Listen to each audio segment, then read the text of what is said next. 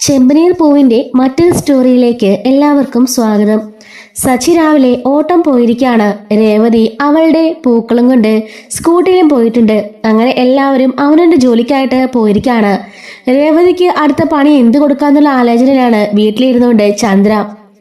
അങ്ങനെ രേവതി അവൾ മറ്റൊരു വഴി കൂടെ പോകുന്നുണ്ട്. സച്ചി ആണെങ്കിൽ കുറച്ച് ലോങ് ഡ്രൈവിന് പോയിരിക്കാണ്. അങ്ങനെ ദൂരെ ചെല്ലുന്ന സമയത്ത് അയാൾ ഒരു ഹോട്ടലിന് മുമ്പിൽ നിർത്താൻ പറയുന്നുണ്ട് ആ ഒരു പാസഞ്ചർ. അയാളെ അവിടെ ഹോട്ടലിൽ ഇറക്കിയതിനു ശേഷം സച്ചി അവിടെ വെയിറ്റ് ചെയ്യാണ്. ഈ സമയത്ത് ആ പാസഞ്ചർ ചോദിക്കുന്നുണ്ട്, മോൻ വരുന്നോ ഭക്ഷണം കഴിക്കാൻ ചോദിക്കുമ്പോൾ, അയ്യോ വേണ്ട സാർ, ഞാനിവിടെ നിന്നോളാം, എൻ്റെ ഭാര്യ എനിക്ക് ഭക്ഷണം തന്നു വിട്ടിട്ടുണ്ട് എന്ന് പറയുന്നുണ്ട്. ആ പിന്നെ കാറിലിരുന്ന് കഴിക്കുമോ എന്ന് ചോദിക്കുമ്പം, ഇല്ല സാർ, എനിക്കറിയാം അതിന്റെ സ്മെല്ല് നിങ്ങൾക്ക് പിടിക്കില്ലല്ലോ എന്ന് പറയുമ്പം, താങ്ക്സ് ഉണ്ട്, ഇത്രയും നന്നായിട്ട് ബിഹേവ് ചെയ്യുന്നൊരു ഡ്രൈവറെ ഞാൻ ആദ്യമായിട്ട് കാണുവാണെന്ന് അയാൾ പറയുന്നുണ്ട്. അതൊന്നും കുഴപ്പമില്ല സാറേ, നമ്മളും ഈ വണ്ടി ഞാൻ എൻ്റെ അന്നമായിട്ടാണ് ഉപയോഗിക്കുന്നത്, അപ്പൊ പിന്നെ ഞാനിതിനെ അതുപോലെ സൂക്ഷിക്കുകയും ചെയ്യും, സാർ പേടിക്കണ്ട, ഇവിടെ എവിടെയെങ്കിലും മാറി ഞാൻ ഇരുന്നോളാമെന്ന് അവൻ പറയുന്നുണ്ട്. അങ്ങനെ പറഞ്ഞിട്ട് അയാള് ഹോട്ടലിനുള്ളിലേക്ക് കയറി പോകുന്നുണ്ട്. എനിക്കിവിടെ ഒരു ബിസിനസ് മീറ്റ് ഉണ്ട്, കുറച്ചേരം കഴിയുമ്പോഴേ വരുള്ളൂ പറഞ്ഞാണ് അയാൾ പോണത്. അങ്ങനെ നമ്മുടെ സച്ചി ആണെങ്കിൽ അവിടെയൊക്കെ ചുമ്മാ ഇങ്ങനെ നോക്കി നടക്കുന്നുണ്ട് കേട്ടോ. ഇങ്ങനെ അതിരിയിലേക്ക് നോക്കി നടക്കാണ്. ആ ഒരു സ്ഥലങ്ങളും എല്ലാം നോക്കി ഇങ്ങനെ നടക്കുന്നുണ്ട്. അതിനുശേഷം ഓർക്കാണ്, ഉച്ചയായല്ലോ, അതിന്റെ രേവതി വന്നിട്ട് ആ ഫുഡ് കഴിക്കണം, നല്ല നല്ല മണമായിരുന്നു രാവിലെ അടുക്കളയിൽ നിന്ന് വന്നത്, അതെടുത്ത് നിങ്ങൾക്ക് കഴിച്ചേക്കാം എന്നും പറഞ്ഞിട്ട് സച്ചി പോയിട്ട് ആ പൊതി എടുത്തുകൊണ്ട് വരുന്നുണ്ട്. അങ്ങനെ പൊതി എടുത്തുകൊണ്ട് വന്ന് കലിങ്കയിൽ ഇരുന്നിട്ട് അവിടുന്ന് തുറന്ന് കഴിക്കാൻ ശ്രമിക്കുമ്പോഴായിരിക്കും അതിലെ വയ്യാത്ത ഒരു പാവം സ്ത്രീ വരുന്നത്. അവര് വന്നിട്ട് ചോദിക്കാണ്, മോനെ ഭക്ഷണം കഴിച്ച് 2 ദിവസമായി, എന്തെങ്കിലും തരുമോ എന്ന് ചോദിക്കുമ്പോ സച്ചി പോക്കറ്റിൽ നിന്നും പൈസ എടുത്ത് കൊടുക്കാനൊരുങ്ങുമ്പോ അവര് പറയുന്നുണ്ട്, മോനെ നല്ല മണം വരുന്നു, ഒരുപാട് കാലമായി ഇങ്ങനെ എന്തെങ്കിലുമൊക്കെ കഴിച്ചിട്ട്, ആ ഭക്ഷണം എനിക്ക് തരാമോ ചോദിക്കുമ്പോ, അയ്യോ ഇതെന്റെ ഭാര്യ എനിക്ക് വേണ്ടി ഉണ്ടാക്കി തന്നു വിട്ടതാണെന്ന് പറയുമ്പം, മോനെ വീട്ടിൽ പോയാലും ഭാര്യ ഉണ്ടാക്കി തരുമല്ലോ, ഇതിന്റെ മിച്ചാണെങ്കിലും വീട്ടിൽ കാണുമല്ലോ, എനിക്ക് പണം വേണ്ട, എനിക്ക് ഭക്ഷണം നൽകിയാൽ മതിയെന്ന് ആ സ്ത്രീ പറയുന്നുണ്ട്. സച്ചി ഓർക്കാണ്, ശരിയാ, ഞാൻ ഒരു നേരം വിശന്നാൽ എന്താ, ഇവരാഹാരം കഴിക്കട്ടെ, എന്റെ രേവതി ഉണ്ടാക്കിയ ഭക്ഷണം വീട്ടിലിനി ഇഷ്ടംപോലെ കാണുമല്ലോ, അതുപോയി വൈകിട്ട് കഴിക്കാന്നും പറഞ്ഞിട്ട് അത് മുഴുവനും അവർക്ക് കൊടുക്കാണ്. ദാ ഇവിടെ ഇരുന്ന് കഴിച്ചോ, നല്ല താണലുണ്ടെന്ന് പറഞ്ഞിട്ട് സച്ചി അവർക്ക് ആ ഭക്ഷണം കൊടുക്കുന്നുണ്ട്. മോനെ ദൈവം അനുഗ്രഹിക്കുമെന്ന് പറഞ്ഞിട്ട് അവരവിടെ ഇരുന്ന് ആ ഭക്ഷണം മുഴുവനും കഴിക്കുന്നുണ്ട്. എന്നിട്ട് സച്ചിയോട് നന്ദിയും പറഞ്ഞിട്ട് അവരവിടെ നിന്ന് പോകുന്നുണ്ട്. ശരി ശരിയെന്ന് സച്ചി പറയാണ്. അങ്ങനെ സച്ചിക്കാണെങ്കിൽ നന്നായി വിശക്കുന്നു കേട്ടോ. ഇനിയിപ്പോ എന്താ ചെയ്യാന്ന് ആലോചിച്ചുകൊണ്ട് അവൻ അടുത്ത് കാണുന്ന ഒരു ചെറിയ ഹോട്ടലിൽ കയറുന്നുണ്ട്. അങ്ങനെ ഹോട്ടലിൽ കയറിയിട്ട് അവനോട് ഇന്ന് ആഹാരം കഴിക്കാണ്. ആഹാരം കഴിച്ചിട്ട് ഇറങ്ങി വന്ന് ബില്ല് ചോദിക്കുമ്പോഴേക്കും ആ കടയുടെ മുതലാളി പറയുന്നുണ്ട്, മോനെ ഞാൻ കണ്ടിരുന്നു, മോനെ അവിടെ വെച്ച് ആഹാരം കഴിക്കാനെടുത്തപ്പോ പ്രായമുള്ള സ്ത്രീ വന്ന് ചോദിച്ചുടനെ മോനെ ആഹാരം കൊടുത്തതൊക്കെ ഞാൻ കണ്ടായിരുന്നു. അത് കഴിഞ്ഞ് മോൻ കുറച്ചു നേരം കഴിഞ്ഞിട്ട് വിശന്നപ്പോൾ എങ്ങോട്ടേക്ക് കയറുന്നത് മനസ്സിലായി. എന്തായാലും മോൻ ചെയ്താ ആ നല്ല പ്രവർത്തിക്ക് ഫലമാണെന്ന് കരുതിയാ മതി, മോൻ പൈസ തരണമെന്ന് പറയുമ്പം, അയ്യോ അത് ശരിയാവില്ലെന്ന് പറയുന്നുണ്ട്. ഇല്ലില്ല, ഇത് എന്റെ ഒരു സന്തോഷത്തിനാണ്, അവര് പൈസ വേണ്ടെന്ന് പറഞ്ഞപ്പോ മോൻ അത് അനുസരിച്ചില്ലേ, അതുപോലെ ഞാൻ വേണ്ടെന്ന് പറയുമ്പോഴും മോൻ അനുസരിക്കണമെന്നും പറയുന്നുണ്ട്. ശരിയെന്നും പറഞ്ഞിട്ട് സച്ചി പുറത്തേക്ക് ഇറങ്ങുന്നുണ്ട്. അങ്ങനെ സച്ചി പുറത്തേക്ക് ഇറങ്ങുമ്പോഴായിരിക്കും ഒരു കൊച്ചുകുട്ടി റോഡ് ക്രോസ് ചെയ്യുന്നത് കാണുന്നത്. അയ്യോ ഇത് ആരുടെ കുട്ടിയാണെന്നും പറഞ്ഞുകൊണ്ട് അവൻ ഓടിച്ചെന്ന് ആ കുട്ടിയെ പിടിക്കാൻ ശ്രമിക്കുന്നുണ്ട്. ഓപ്പോസിറ്റ് സൈഡിൽ നിന്നും ഒരു വാഹനം നിർത്താതെ വളരെ സ്പീഡിൽ വരികയാണ്. എങ്ങനെ പോയാലും ആ കുട്ടി രക്ഷിക്കാൻ നന്നേ പാടുപെടും. ആ കുട്ടിനെ വണ്ടി ഇടിക്കുന്ന ഒരു അവസ്ഥയിൽ നിൽക്കാണ്. വലിയ വണ്ടി ആയതുകൊണ്ട് തന്നെ അവരുടെ ഒരു ബ്ലൈൻഡ് സ്പോട്ടിലാണ് ആ കുട്ടി പോയിക്കൊണ്ടിരിക്കുന്നത്. ഇത് കണ്ട് സച്ചി പിന്നാലെ ഓടുകയാണ് കുട്ടിയുടെ. ആ നാട്ടിലുള്ള എല്ലാവരും തലേ കൈയും വെച്ച് വലുത്തൊരവസ്ഥയിൽ നിൽക്കാണ്. ആ ഒരു സമയത്ത് സച്ചി അവനെ ഓടിച്ചെന്ന് എടുത്തുകൊണ്ട് മറിഞ്ഞടിച്ച് വീഴുന്നുണ്ട്. വണ്ടി ബ്രേക്ക് ഇട്ടെങ്കിലും ഒരുപാട് ദൂരം പിന്നിട്ടാണ് ബ്രേക്ക് ഇട്ടത്. എന്നാൽ സച്ചിയുടെ കൃത്യമായ ഇടപെടൽ മൂലം ആ കുട്ടിയുടെ ജീവൻ രക്ഷപ്പെടുന്നുണ്ട്. കുട്ടിക്ക് ഏകദേശം ഒരു 6-7 വയസ്സേ ഉള്ളൂ കേട്ടോ. ആ കുട്ടി രക്ഷപ്പെടുത്താണ്. ഉടനെ നാട്ടുകാരും ബാക്കി എല്ലാവരും ഓടിക്കൂടുന്നുണ്ട്. ഈ സമയത്താണ് മനസ്സിലാകുന്നത് അത് ആ ഹോട്ടൽ ഉടമയുടെ കൊച്ചുമകനാണെന്നുള്ള കാര്യം. അയാൾ ഓടി വന്ന് കൊച്ചുമകനെ കോരിയെടുത്ത് കുറെ ഉമ്മയൊക്കെ കൊടുക്കുന്നുണ്ട്. സച്ചിനെ കെട്ടിപ്പിടിച്ചിട്ട് പറയുന്നുണ്ട്, ദൈവമായിട്ടാ നിന്നെ ഇങ്ങോട്ട് അയച്ചത്, അല്ല നീ ദൈവം തന്നെയാ, മുമ്പേ പോലും നിന്റെ ആ പ്രവർത്തികൾ ഞാൻ കണ്ടതേ ഉള്ളൂ, ഇപ്പോ എന്റെ കൊച്ചുമകന്റെ ജീവനാ നീ രക്ഷപ്പെടുത്തിയത്. അങ്ങനെ ഇങ്ങനെയൊന്നും അവൻ ഈ കടയിലേക്ക് വരാറില്ല. ഇന്ന് ആദ്യമായിട്ടാണ്, കുറച്ചു ദിവസം കൂടി കുറെ കാലം കൂടിയിട്ടാണ് അവൻ ഇന്ന് ആദ്യമായിട്ട് വരുന്നത്. അങ്ങനെ വന്ന് ഞാൻ അവനെ എന്റെ അടുത്ത് നിർത്തിയിരിക്കുകയായിരുന്നു. ഇപ്പൊ എങ്ങനെയോ ഇറങ്ങിപ്പോയി എന്റെ കണ്ണു വെട്ടിച്ച്. എന്തായാലും നീ രക്ഷപ്പെടുത്തിയാലോ, എനിക്ക് സമാധാനമായി. അല്ലെങ്കിൽ ഇവനെന്തെങ്കിലും സംഭവിച്ചാ ഞാൻ ജീവനോടെ തന്നെ ഇരിക്കില്ലായിരുന്നു എന്ന് അയാൾ പറയുന്നുണ്ട്. ഞാൻ അങ്ങനെയൊന്നും കടലേക്ക് ഇവനെ കൊണ്ടുവരാത്തതാ. എന്റെ കൂടെ തന്നെ നിർത്തി എവിടെ പോയാലും ഞാൻ എന്റെ കൂടെ തന്നെ എന്റെ കൊച്ചുമോനെ കൊണ്ടു നടക്കും. അത്രയ്ക്ക് ഇഷ്ടമാണ് എനിക്ക് എന്റെ മോനെ എന്നൊക്കെ പറയുന്നുണ്ട്. സച്ചി പറയുന്നുണ്ട്, ഇവനെ എങ്കിൽ വീട്ടിൽ തന്നെ ഇരുത്തിയാ മതി. ഈ പ്രായമല്ലേ, മിറുമിറുപ്പിന്റെ പ്രായമാണ്. അതുകൊണ്ട് ഇവനെ വീട്ടിലിരുത്തിയിട്ട് നിങ്ങൾ കടയിലേക്ക് വന്നാൽ മതി. എപ്പോഴും നമുക്ക് ശ്രദ്ധിക്കാൻ സമയം കിട്ടിയെന്ന് വരില്ലല്ലോ. കുട്ടികളുടെ കാര്യമല്ലേ, അതും റോഡ് സൈഡ്. അപ്പം ആ ഒരു ഓണർ പറയുന്നുണ്ട്, ശരിയാ മോനെ, ഞാൻ ഇവിടെ കൊണ്ടുവന്നിട്ട് ഒത്തിരി കാലമായി. ഇന്ന് അവനാണെങ്കിലോ രാവിലെ ഇറങ്ങിയപ്പോ തൊട്ട് വാശി പിടിക്കുക, എനിക്ക് പോണമെന്നും പറഞ്ഞിട്ട്. എന്റെ കൂടെ വരണമെന്ന് പറഞ്ഞ വാശി പിടിച്ചപ്പോ ഇന്ന് പഠിത്തവും ഇല്ലാത്തതുകൊണ്ട് ഞാനിങ്ങനെ കൊണ്ടുവന്നതാ മോനെ. ഇനി എന്തായാലും ഞാൻ കൊണ്ടുവരില്ല കേട്ടോടാ എന്നൊക്കെ പറഞ്ഞ് ആ കുട്ടിനും പറഞ്ഞിട്ട് സച്ചിയോടെ യാത്ര പറഞ്ഞിട്ട് അയാളെ പോകുന്നുണ്ട്. കുറെ നേരത്തിന് ശേഷം ആ ഒരു ഹോട്ടലിൽ പോയ ആ ഒരു പാസഞ്ചർ വന്നിട്ട് അന്വേഷിക്കുന്നുണ്ട് സച്ചിനെ. അങ്ങനെ സച്ചിയെ കാണുന്നുണ്ട്. കാത്തിരുന്ന് മുഷ്ണുവും ചോദിക്കുമ്പം ഇല്ല സാറെന്ന് പറഞ്ഞിട്ട് അയാളെ വണ്ടിയിൽ കയറ്റി കൊണ്ടുപോകുന്നുണ്ട് കേട്ടോ. അങ്ങനെ സച്ചി അയാളെ കൃത്യമായ സ്ഥാനത്ത് ഇറക്കുന്നൊക്കെയുണ്ട്. വലിയൊരു ഹോട്ടലിന്റെ മുമ്പിലാണ് ഇറക്കുന്നത് കേട്ടോ. ഇവിടെയാണോ സാർ താമസിക്കുന്നത് ചോദിക്കുമ്പം അതെ, ഞാനിന്ന് 2 ദിവസം ഇവിടെ കാണും. അതിനുശേഷം ഞാൻ പോവാണ്, ഗൾഫിലേക്ക് പോവാണെന്ന് പറയുന്നുണ്ട്. ശരി സാർ, ഇനിയും ഓട്ടം വരികയാണെങ്കിൽ എന്നെ തന്നെ വിളിക്കണമെന്ന് പറഞ്ഞിട്ട് അവന് കാർഡൊക്കെ കൊടുക്കുന്നുണ്ട്. ശരിയെന്നും പറഞ്ഞിട്ട് അയാൾ അകത്തേക്ക് കയറി പോവുകയും ചെയ്യുന്നുണ്ട്. ഈ സമയത്ത് മറ്റേ ആ ഹോട്ടലുടമയുണ്ടല്ലോ, നമ്മൾ മുമ്പേ കണ്ട ചെറിയ ഹോട്ടലിലുടമ, അയാളും അതിനുള്ളിലേക്ക് കയറി പോവാണ്. സച്ചി ഓർക്കുന്നുണ്ട്, ആഹാ ഇതാ ചേട്ടനല്ലേന്ന് സച്ചി ഓർക്കാണ്. എന്തായാലും നമുക്ക് എന്താന്ന് പറഞ്ഞിട്ട് അവൻ തിരിച്ച് വീട്ടിലേക്ക് പോവാണ്. ആ ഒരു ഓണർ ഉണ്ടല്ലോ, അയാളും മറ്റേ ആളും ഒക്കെ ഒരുമിച്ച് ബിസിനസ് ചെയ്തുകൊണ്ടിരുന്ന ആൾക്കാരാണ് കേട്ടോ. ഇയാള് ഈ ചെറിയ കടയാണെങ്കിൽ പോലും വലിയ കാശുകാരനാണ്. അങ്ങോട്ട് പോയിട്ട് പറയുന്നുണ്ട്, എന്തായാലും ഇന്നെ കൊച്ചുമോനെ രക്ഷപ്പെടുത്തിയത് ഒരു കാർ ഡ്രൈവറാ, അവനൊന്നും ഇല്ലായിരുന്നെങ്കിൽ എന്റെ മോനൊന്നും ഉണ്ടാവില്ലായിരുന്നൊക്കെ പറഞ്ഞിട്ട് അയാൾ അവിടുന്ന് ഫീൽ ചെയ്യുന്നുണ്ട്. ഈ സമയത്ത് മറ്റേ നമ്മുടെ സച്ചിന്റെ പാസഞ്ചർ ചോദിക്കാണ്, കാർ ഡ്രൈവറോ ഏതെന്ന് ചോദിക്കുന്നുണ്ട്.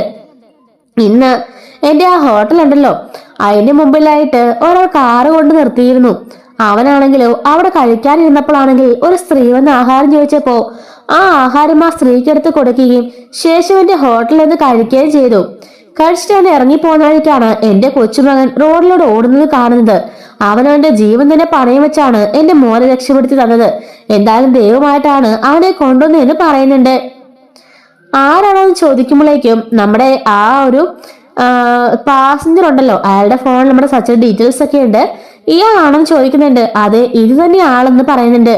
ആഹാ ഇവനാണോ? ഇവൻ തന്നെ ഇപ്പൊ കൊണ്ടാക്കിയിട്ട് പോയതേ ഉള്ളൂ. എന്റെ കാർ ഡ്രൈവർ ആയിരുന്നു. ഞാനിന്ന് അവനെ ഓട്ടം വിളിച്ചിരിക്കുകയായിരുന്നു.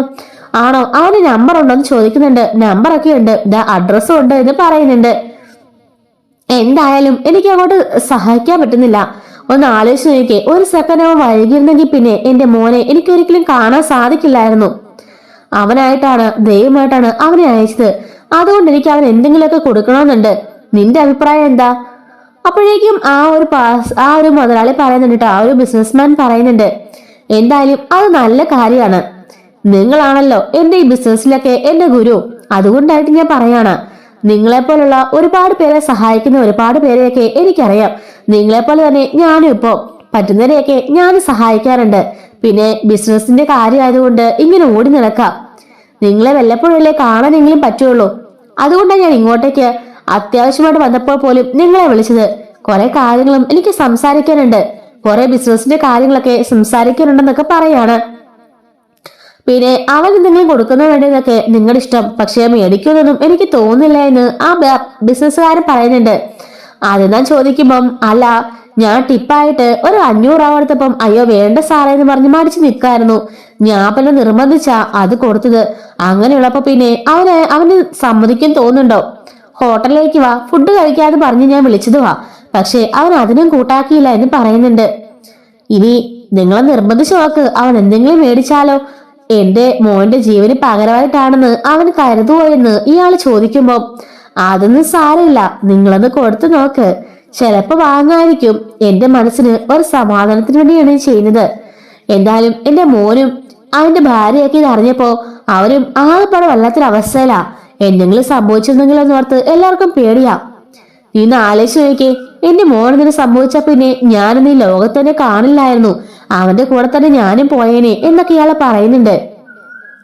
സച്ചിയാണ് എന്റെ മോന്റെ എന്റെയൊക്കെ ദൈവം, അതുകൊണ്ട് എത്രയും പെട്ടെന്ന് എനിക്ക് അവനെ കണ്ടുപിടിക്കണം, കണ്ടുപിടിച്ച് അവൻ എന്തെങ്കിലും ചെയ്യാതെ എനിക്ക് ഉറക്കം വരില്ല എന്ന് അയാൾ പറയുന്നുണ്ട്. എന്നാൽ സാറിന്റെ മനസ്സിന് ഇഷ്ടപ്പെട്ട എന്താണോ അങ്ങനെ തന്നെ ചെയ്യുന്നു പറഞ്ഞിട്ട് അയാൾ പറയുന്നുണ്ട്. ഞാനിന്ന് രാത്രി ഫ്ലൈറ്റിന് പോകുന്നു പറഞ്ഞിട്ട് അവനോടൊന്ന് സംസാരിക്കുകയൊക്കെ ചെയ്യുന്നുണ്ട് കേട്ടോ. പിറ്റേ ദിവസം രാവിലെ ആവുകയാണ്. രാവിലെ ഈ സമയത്ത് അയാളും അയാളുടെ മോനും മരുമകളും അയാളുടെ ഭാര്യയും കൂടി സച്ചിന്റെ വീടിന്റെ വരുന്നുണ്ട്. ഈ സമയത്താണെങ്കില് നമ്മുടെ സച്ചി ടെറസിന്റെ മുകളിലായിരിക്കും കേട്ടോ. ബാക്കി എല്ലാരും വീട്ടിലുണ്ട്. ഇവരെ കണ്ടുകൊണ്ട് ചന്ദ്ര ചോദിക്കാണ്, അല്ല ആരാ, എന്ത് വേണം എന്ന് ചോദിക്കുന്നുണ്ട്. അപ്പോഴേക്കും ചന്ദ്രൻ അവർ പറയുന്നുണ്ട്, നിങ്ങളുടെ മകനുണ്ടല്ലോ ഇവിടെ, മകനെ കാണാൻ വേണ്ടിയാണ് ഞങ്ങൾ വന്നിരിക്കുന്നത്, അവൻ ഞങ്ങളുടെ ജീവനാണ് തിരികെ നൽകിയെന്ന് പറയുന്നുണ്ട്. അപ്പോഴേക്കും നമ്മുടെ ചന്ദ്രൻ ചോദിക്കുന്നുണ്ട്, ആഹാ എന്റെ മോനോ എന്നും പറഞ്ഞിട്ട് ശ്രുതിയെ വിളിക്കുന്നുണ്ട്. ശ്രുതിയും കൂടി വരുമ്പോ അയ്യോ ഇതല്ല എന്ന് പറയാണ് അയാള്. ഈ സമയത്ത് ശ്രീകാന്തും വർഷയും കൂടി വരുന്നുണ്ട്. അപ്പൊ ഇതുമല്ലെന്ന് പറയുന്നുണ്ട്. രവി ചോദിക്കുന്നുണ്ട്, അല്ല ചന്ദ്രേ, നിനക്ക് 2 മക്കളെ ഉള്ളോ, മൂന്നാമത് വയസ്സിലുള്ള കാര്യം നീ മറന്നുപോയെന്ന് ചോദിക്കുന്നുണ്ട്. അപ്പോഴേക്കും അവള് മിണ്ടാതെ നിൽക്കുകയാണ്. രേവതി ആണെങ്കില് പോയി സച്ചിനെ വിളിക്കുന്നുണ്ട്. അപ്പൊ ഇവര് പറയാണ്, ഒരു കാർ ഓടിക്കുന്ന ഒരാളില്ലേ സച്ചി എന്ന് പറഞ്ഞ പയ്യൻ, അവനാണെന്ന് പറയുമ്പോഴേക്കും രേവതി അത് എന്റെ ഹസ്ബൻഡാണ്, ഞാൻ വിളിക്കാന്നും പറഞ്ഞിട്ട് സച്ചിയെ പോയി വിളിച്ചോണ്ട് വരുന്നുണ്ട്. ആഹാ സാറെന്താ ഇവിടെയെന്ന് ചോദിക്കാറുണ്ടോ സച്ചി. അപ്പോഴേക്കും ആ കുട്ടിയുടെ അച്ഛനും അമ്മയൊക്കെ വന്നിട്ടുണ്ട്. അവര് വന്നിട്ട് സച്ചിനെ കൈ പിടിച്ചിട്ട് പറയുന്നുണ്ട്, എന്തായാലും ഒരുപാട് നന്ദിയുണ്ട്, ഇന്നലെ തങ്ങളുടെ ജീവൻ പണയം വെച്ചാണ് എന്റെ മകനെ രക്ഷപ്പെടുത്തിയെന്ന് ഞാൻ അറിഞ്ഞു, അതിന് ഒരുപാട് നന്ദിയുണ്ടെന്നൊക്കെ അവര് പറയുന്നുണ്ട്. സച്ചി പറയാണ്, അതൊക്കെ അപ്പോഴേ കഴിഞ്ഞു പോയതല്ലേ സാറേ, ഞാൻ അപ്പോഴേ പറഞ്ഞതല്ലേ, ആ സമയത്ത് ഞാനല്ലെങ്കിൽ ദൈവം മറ്റൊരാളെ നിയോഗിക്കുമായിരുന്നു, അന്ന് ഞാനവിടെ കണ്ടതുകൊണ്ട് അവന് രക്ഷപ്പെടുത്താൻ സാധിച്ചതേ ഉള്ളൂ എന്നൊക്കെ പറയുമ്പം, അല്ല ഞങ്ങൾക്കറിയാം നിന്റെ ജീവൻ പണയം വെച്ചാണ് അത് ചെയ്തത്, അത്രയ്ക്ക് സ്പീഡിലാ ആ വണ്ടി വന്നത്, മറ്റാരും അവനെ രക്ഷപ്പെടുത്താൻ ആ സമയത്ത് അവന് ആർക്കും തോന്നിയില്ല, എല്ലാരും തലയിലും കൈ വെച്ച് നോക്കി എന്നതേ ഉള്ളൂ, പക്ഷെ നീയാണ് ആ റിസ്ക് എടുത്ത് എന്റെ മകനെ രക്ഷപ്പെടുത്തിയത്, അതുകൊണ്ടാണ് അവനിപ്പോ ഇവിടെ നിൽക്കുന്നത്, അല്ലെങ്കിൽ ഇപ്പൊ ഞങ്ങളുടെ കൂടെ അവൻ ഉണ്ടാവില്ലായിരുന്നു എന്നൊക്കെ പറഞ്ഞിട്ട് അവര് കരയുന്നുണ്ട്. രവി ചോദിക്കാണ്, എന്താ സംഭവം എന്ന് ചോദിക്കുമ്പം നടന്ന കാര്യങ്ങളൊക്കെ ആ ഹോട്ടൽ മുതലാളി പറയുന്നുണ്ട്. എന്റെ കൊച്ചുമകന്റെ ജീവൻ രക്ഷിച്ചത് നിങ്ങളുടെ മകനാണ്, അവൻ ദൈവത്തെ പോലെ വന്നാണ് എന്റെ മകന്റെ ജീവൻ രക്ഷപ്പെടുത്തിയത്, അത് മാത്രല്ല അതിനു മുമ്പാണെങ്കിൽ ഒരാൾക്ക് ഭക്ഷണം വാങ്ങി കൊണ്ടുവന്ന ഭക്ഷണം കൊടുക്കുന്നത് ഞാൻ കണ്ടു, ഇവന്റെ മനസ്സിലെ ഒരുപാട് നന്മയുള്ളവനാ, അതുകൊണ്ട് ആരും ഇവനെ ഒരിക്കലും വിഷമിപ്പിക്കാനോ ബുദ്ധിമുട്ടിക്കാനോ ഒന്നും പാടില്ല, ദൈവം കണിഞ്ഞിറങ്ങി കൊടുത്ത അനുഗ്രഹമാണ് മോൾക്ക് ഈ ഭർത്താവ് എന്നൊക്കെ എല്ലാവരും പറഞ്ഞ് അവളോടും പറയുന്നുണ്ട്. ഇത് സ്വീകരിക്കണം, ഇത് എന്റെ ഒരു അപേക്ഷയാണെന്ന് ആ ഒരു മുതലാളി പറയുമ്പം സച്ചി പറയുന്നുണ്ട്, ഞാൻ വഴിയിൽ കണ്ടപ്പോ ഞാൻ സഹായിച്ചതേ ഉള്ളൂ, അതൊരിക്കലും പ്രതിഫലത്തിന് വേണ്ടി ആയിരുന്നില്ല, ഞാൻ വണ്ടി ഓടിച്ച് അധ്വാനിച്ച് ജീവിക്കുന്നവനാ, എനിക്കത് മാത്രം മതി, അല്ലാതെ ദയവ് ചെയ്ത് എന്നിതും തന്ന് എന്നെ ഒരു കൂലിക്കാരനെ പോലെ ആക്കരുത്, ആ കുഞ്ഞല്ല, ആ റോഡില് മറ്റേത് കുഞ്ഞാണെങ്കിലും ഏത് വലിയവരാണെങ്കിലും അങ്ങനെ ഒരു അപകടം കണ്ടാല് ഞാൻ ഉറപ്പായി രക്ഷിച്ചിരിക്കും, എന്റെ ജീവൻ പോയാലും ഞാനൊന്ന് പരിശ്രമിച്ചിട്ടേ ആ ജീവൻ വിടുകയുള്ളൂ, അതുകൊണ്ട് ദയവ് ചെയ്ത് അതിന് കണക്ക് പറയരുതെന്ന് പറയുമ്പോ അയാൾ പറയുന്നുണ്ട്, ഇന്നലെ എന്റെ കൊച്ചുമകനെ സംഭവിച്ചിരുന്നെങ്കിൽ ഞാൻ എന്റെ ജീവിതം ആ സെക്കൻഡിൽ തന്നെ അവസാനിപ്പിച്ചേനെ, എന്റെ ജീവന്റെയും എന്റെ കൊച്ചുമകന്റെ ജീവന്റെയും വിലയാണിത്, ഇത് നിനക്ക് ഞാൻ വിലയിട്ടതായിട്ടൊന്നും കാണണ്ട, എന്റെ ഒരു സമ്മാനമായിട്ട് കണക്കാക്കിക്കൂടെ, ഞാന് അത്രയൊക്കെ നിർബന്ധിക്കാണ്, ഇനി കാല് പിടിച്ച് നിർബന്ധിക്കണമെങ്കിൽ അങ്ങനെ ചെയ്യാന്ന് പറയുമ്പോ അയ്യോ സാറേ അതൊന്നും വേണ്ട, എങ്കിലും ഇതൊന്നും വേണ്ടിയിരുന്നില്ല, എനിക്കിതിനോടൊന്നും യാതൊരു താല്പര്യമില്ല, അതൊന്നും ശരിയാവില്ലെന്ന് പറയുമ്പോ അല്ല നിങ്ങളെപ്പോലുള്ള മനസ്സുള്ള നല്ല ചെറുപ്പക്കാരാണ് ഈ നാടിനാവശ്യം, താങ്കളുടെ മനസ്സ് പോലെ മറ്റാർക്കും ഉണ്ടാവില്ല. എന്തായാലും ദയവ് ചെയ്ത് ഇതെന്റെ കയ്യിൽ നിന്ന് വാങ്ങിക്കണം, അല്ലെങ്കിൽ എനിക്ക് ഉറക്കം വരില്ല. ഇന്നലെ രാത്രിയിലാണെങ്കിൽ ഞാൻ ഒരുപോലെ കണ്ണടച്ചിട്ടില്ല. തനിക്ക് എന്തെങ്കിലും തന്നാൽ മാത്രമേ എനിക്ക് സമാധാനം കിട്ടുള്ളൂ. ദയവ് ചെയ്ത് ഇങ്ങനെ വാങ്ങിക്കണമെന്ന് പറയുന്നുണ്ട്. രേവതി പറയാണ്, ഇത്രയധികം അവര് പറഞ്ഞതല്ലേ, എന്തായാലും അത് വാങ്ങിക്ക് എന്ന് പറയുന്നുണ്ട്. ഒരു കവറിലാക്കിയാണ് ഇവര് കൊടുക്കുന്നത് കേട്ടോ. എന്താണെന്നൊന്നും ആർക്കും അറിയുന്നില്ല.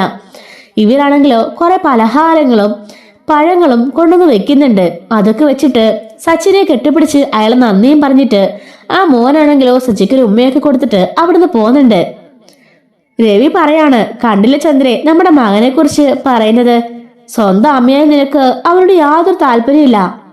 പക്ഷെ ബാക്കി എല്ലാവരും അവനെ എത്ര കെയറിംഗ് ആയിട്ട് നോക്കുന്നതെന്ന് നീ കണ്ടോ? എന്റെ മകനാണ്.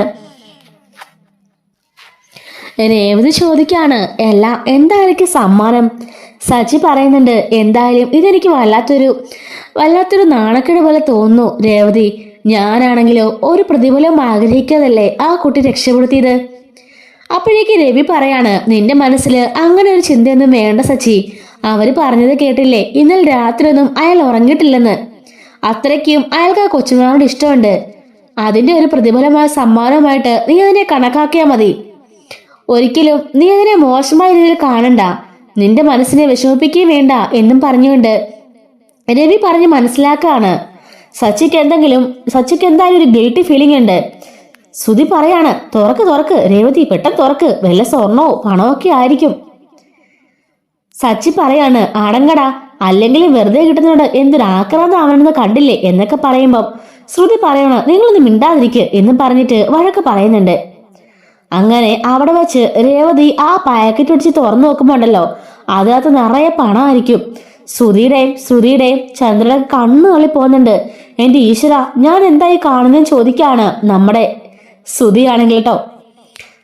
വർഷ പറയുന്നുണ്ട്, എന്തായാലും സച്ചേട്ടന്റെ മനസ്സിന് കിട്ടിയ അംഗീകാരമാണിത്. അന്നും അവനാണെങ്കിലോ അന്നെ കയ്യിൽ പിടിച്ച് എന്നോട് പ്രശ്നം ഉണ്ടാക്കിയപ്പോ സച്ചിന് വന്നവനെ തല്ലി എന്നെ രക്ഷപ്പെടുത്തിയില്ലേ? ആ റോഷിട്ടും നല്ലത് കൊടുത്തില്ലേ? അന്നേ ഞാൻ കരുതിയതാ ഇതുപോലെ എന്തെങ്കിലും സച്ചിയേട്ടൻ തരണമെന്ന്. പക്ഷെ സച്ചിയേട്ടൻ എന്റെ സ്വന്തം ആങ്ങളെ പോലെ തന്നെയാണല്ലോ എനിക്ക്. അതുകൊണ്ടാ ഞാനൊന്നും തരാതിരുന്നത്. എന്തായാലും സച്ചിയേട്ടന്റെ ആ നല്ല മനസ്സിന്, എന്ത് കണ്ണിൽ പ്രതികരിക്കുന്ന എല്ലാവരും സഹായിക്കുന്ന മനസ്സിന് ദൈവം തന്നതായതെന്നൊക്കെ വർഷ പറയുന്നുണ്ട്. രവി പറയാണ്, അതെ വർഷമോള് പറഞ്ഞ സത്യ, നിന്റെ മനസ്സിന് നന്മയാണാ നിനക്കിങ്ങനെ ഓരോന്നും സംഭവിക്കുന്നത്. ചിലവരുടെ മനസ്സിന് നന്മയില്ലാത്തത് കൊണ്ടാണ് അവര് പിന്നെയും കീഴോട്ട് പോകുന്നതെന്നും രവി പറഞ്ഞ് കുത്തുന്നുണ്ട്. അല്ല, ഇത് എത്ര രൂപ കാണും എന്ന് ശ്രുതി ചോദിക്കുമ്പം ശ്രുതി മിണ്ടാതിരിക്കുന്ന പറഞ്ഞ് കയ്യിൽ പിടിച്ച് വലിക്കുന്നുണ്ട്. സച്ചി പറയാണ്, എന്തായാലും ഞാൻ എണ്ണാനൊന്നും പോകുന്നില്ലെന്ന് പറയുമ്പം ശ്രുതി പറയാണ്, അമ്മേ എങ്കിലും ഞാൻ എണ്ണാന്ന് പറയാമേന്ന് പറയുന്നുണ്ട്. സച്ചി പറയുന്നുണ്ട്, ഇതിന്ന് ഓരോ തുട്ടെങ്കിലും പോയിട്ടുണ്ടെങ്കിൽ നിന്റെ കൈ ഞാൻ വിട്ടും. ശ്രുതി ചോദിക്കാണ്, അല്ല തനിക്കിത് വേണ്ട, തനിക്ക് താല്പര്യമില്ലെന്നൊക്കെ പറഞ്ഞിട്ട് ഇപ്പൊ അത് തൊടാൻ പാടില്ലേ?